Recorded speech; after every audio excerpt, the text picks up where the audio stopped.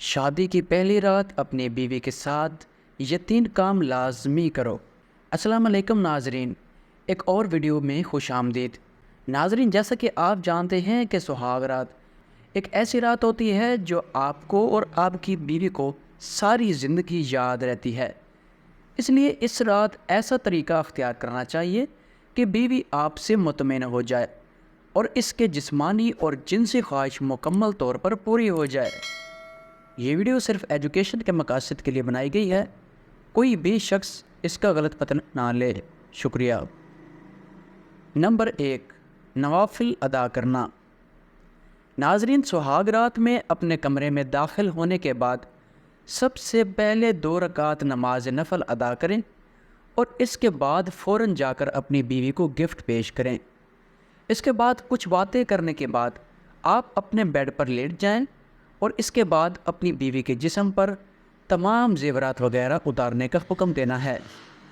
یہاں پر ایک چیز نوٹ کر لیں کہ شادی کی پہلی رات آپ اور آپ کی بیوی دونوں ایک دوسرے کو جاننے کی بھرپور کوشش کریں گے۔ ایک دوسرے کو جاننے کے بعد ہی ہم بستری کی جا سکتی ہے۔ اس کے بعد اپنی بیوی کو حکم دیں کہ وہ جا کے اپنے کپڑے تبدیل کر لیں۔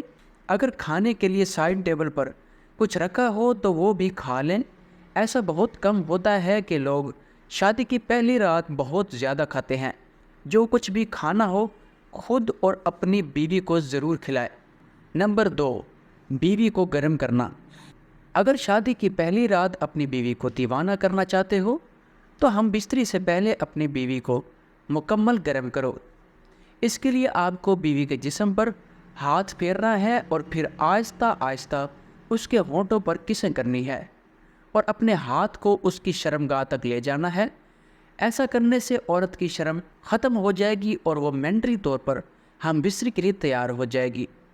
اور اس کے بعد آپ نے سب سے پہلے اپنے کپڑے اتارنے ہیں اور اس کے بعد آہستہ آہستہ اپنی بیوی کے کپڑے اتارنے ہیں۔ اس کے بعد اپنی بیوی کے ساتھ مکمل خوب رومانس کرنا ہے۔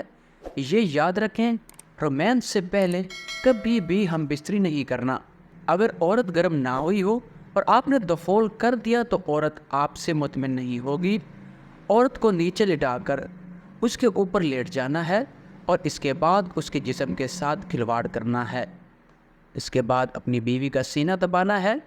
سینہ دبانے کے بعد سینے کو چوسنا ہے اور ساتھ ہی ان کی گردن پر کس کرنی ہے، کیونکہ گردن پر کس کرنے سے عورت میں بہت زیادہ شہوت آ جاتی ہے اور وہ ہم بستری کے لیے تیار ہو جاتی ہے۔ نمبر 3، ہم بستری کرنا۔